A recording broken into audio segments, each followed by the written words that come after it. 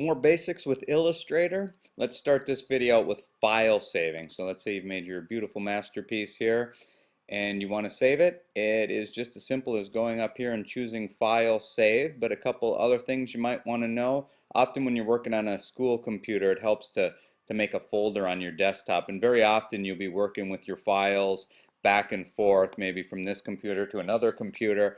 So it's not a bad idea to just come in, create a folder, drag your files off of your flash drive into the folder. In my experience, it's not a great idea to save directly onto your flash drive. It slows things up a little bit.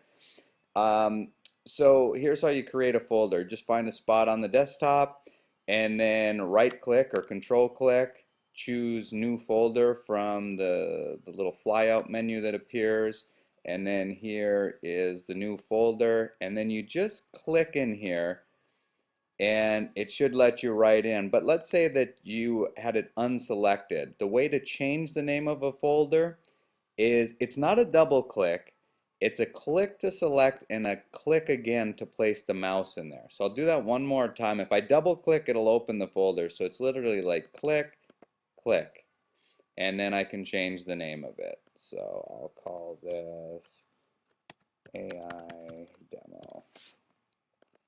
Okay, then when I'm inside of Illustrator and I go File, and if I haven't never saved before, which I don't believe I have, then I can just go File Save, but or File Save As. Same thing if it's the first time you're saving.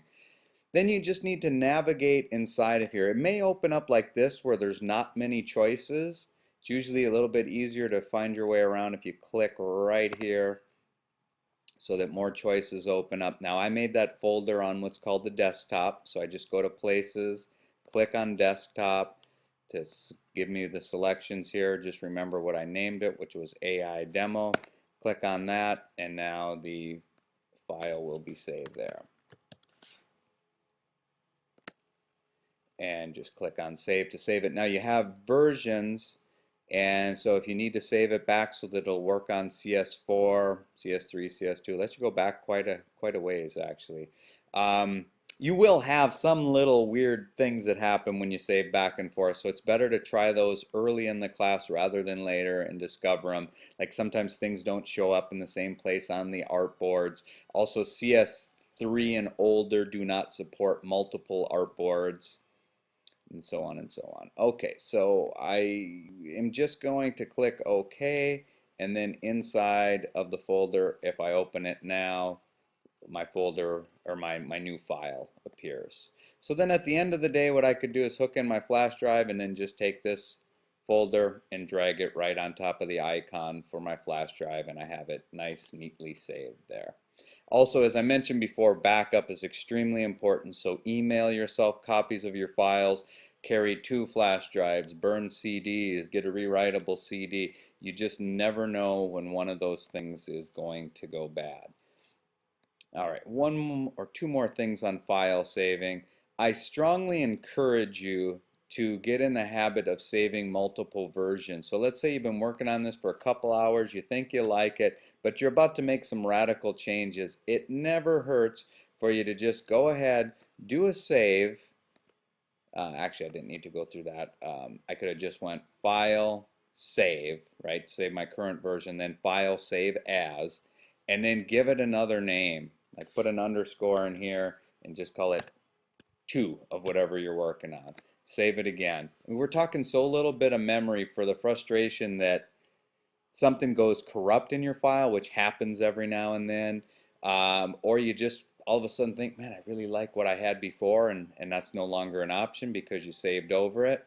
Another thing is, if you are going to email this file to someone and you're not sure what version of the program they have, you can also do this, File, Save As, and you can select under Format here. Instead of using the native Illustrator format, you can also do Illustrator EPS, which is a little bit friendlier version for opening in different programs, especially different versions of Illustrator. No guarantees that it'll work, but I've had good experience with that.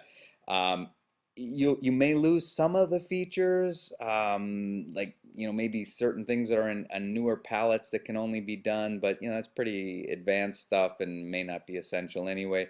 You can also make a PDF, and then a PDF anyone can open, but if they don't have an editing program, obviously they wouldn't be able to edit it. So I'll cancel out of there for now. And one more thing related to that would be changing the name of a file. I'm going to ask you to name your file specifically, and so may a printer, for example. I always ask you to name the file's last name underscore first name and then a description of what it is. So the way that you do that is just like renaming the folder. Click on it once, click on it again shortly thereafter, but not quite a double click. Type in what you want. From web design, I'm just in the habit of using underscores. So let's say that this was your logo that you were saving, so you might just logo, and if it's version 1, something like that. And then now it's renamed. Life is good. We just touched lightly in the last video what you can do with these basic shapes. I'd like to go into this in a little more detail, which will also bring up a couple other things. So first thing is, whatever tool you select, you want to be aware of what color it's going to produce. So since we use the rectangle, the rounded rectangle, you can explore that one on your own. Pretty much a rectangle with just rounded edges. But the ellipse tool is a nice handy one for drawing perfect circles, which you'll realize when we get to the pen tool is a tough thing to do without this tool. So first thing I want to delve into in a little more detail is that let's say we want to make a circle that has a black stroke and a red fill, red center to it. So we're going to click on the fill icon to bring it forward. Now the one option I have is to double click in here and choose a color. But you don't, it's kind of intuitive color choosing. I can also go over here, and this automatically flies open as soon as I click on one of these, and I could actually mix a CMYK value for the color. Now if you're seeing something different than CMYK values here, it's probably because you're not working with print-based. So if you see RGB, it's probably because you're working with web-based, and I explained in the first video how you set that up. So this is specific. This is very much like a printer thing. You're using 16% cyan, 22% magenta, 100% yellow, 21% black. That's exactly like how the printer would throw the ink on the page to make this image for you. You can also, on the intuitive side, just click in here to choose the color, and you notice when the cursor gets in there, it looks like an eyedropper. The third way to choose colors is to work with swatches, and there's default swatches in here that you can choose from. So if we want just plain Jane CMYK red, there it is. There's all the basic colors in here right now. But there are also options here. This little thing, and you'll see this on a lot of the palettes, is a sub-menu to the palette. It looks like a little piece of paper.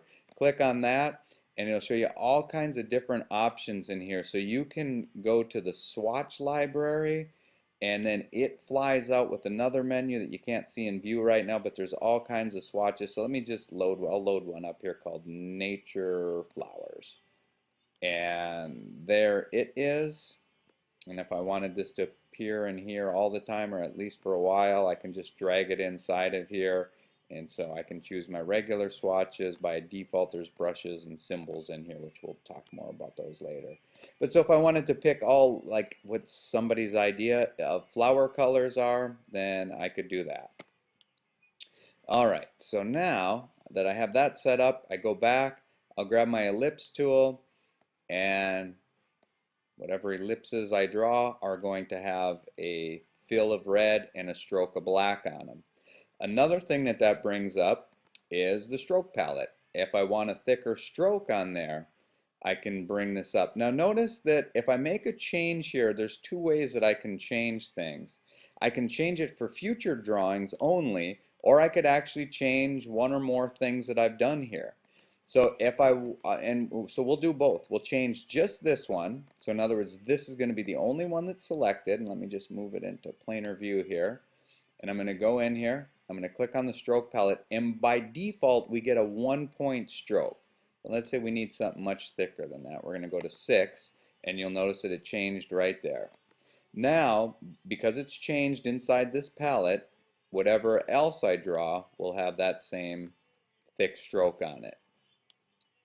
So if I change that again with this one selected, it's going to have an effect on that one as well as anything new that I draw. And let's say I'm happy with those, but I want to change it for future ones. Then I need to make sure that nothing else is selected. So I'm going to click there, nothing else is selected. Then I am going to change my weight to some ridiculously heavy amount here and make yet another one. Okay, so the thing to remember is that changing these colors and these strokes can apply to things that are already there and future things. So if I didn't like this thick stroke, I just click on this one, go back to the panel, change it to something different. If I don't like the color of this one, I can change it here, I can change it here, and I can change it here. So let me go in and pick one of those flower colors here. And now that's changed. Same thing with the stroke. Let's talk about the modifier keys and how they affect these drawing objects. If we're drawing something from scratch, so let's create another oval here, and we just click and drag, we get a preview of what it's going to look like when we release the mouse. And I'm going to Command Z to undo that. This time I'm going to hold down the Shift key when I do it, and I get a perfect circle. The key thing to remember using what are called the modifier keys, which are typically Shift and Option and sometimes the Command key, is that you must hold the Shift key down. That must be the last thing you release. In other words, if I stretch like way down like this, hold down the modifier key, but I accidentally release the modifier key and then the mouse, it goes back to that. It's going to be obvious there, but when you're really close to dragging in the right direction of a circle, it won't be. So just get in the habit of release mouse, release modifier key. The other modifier key is Option. Click and hold Option, lets you draw from the center out. So if I wanted to draw something right on the center of this circle, I can use those smart guides, get right to the center, now hold down the Option key and drag, and I know that that's centered over that circle. All right. You can use both of those keys together. I'm just dragging a marquee with the selection tool. So if I want to draw out from, say, this point, like the center of my stage, and I want a perfect circle, I can click like this, hold down the Option key, which makes it go from the center, hold down the Shift key, which makes it perfect, and I now have a perfect center, or perfect circle coming out from the center. Release the mouse, release those two modifier keys. Alright, and then inside of here we also have a polygon tool and a star tool. So let's grab the polygon tool, just click and drag, that's pretty obvious. But what if you wanted to change the amount of sides that it has on it? Then what you can do is deselect this right now. One way you can do that, and this goes with any of these tools in here, you can, instead of clicking and dragging, you can just point it about where you want it to appear and click. And then it asks you how wide do you want it to be. So I'll say I want it 2 inches and I want it to have 8 sides on it. Click OK, and that's what I get. And then the next time I draw with it, it's going to be set to that same default of having 8 sides to it. If I hold down the Shift key, I get a perfectly constrained polygon. Star tool, very much the same.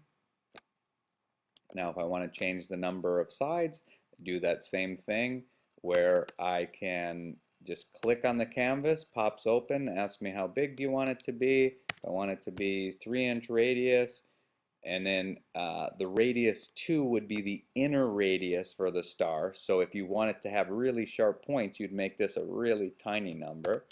And then let's say I want 10 points on it, go like that, and then I get something like that. So the inner radius refers to this radius, which I made 0.1. The outer radius is this number right here. And again, that works for anything doing that click first. So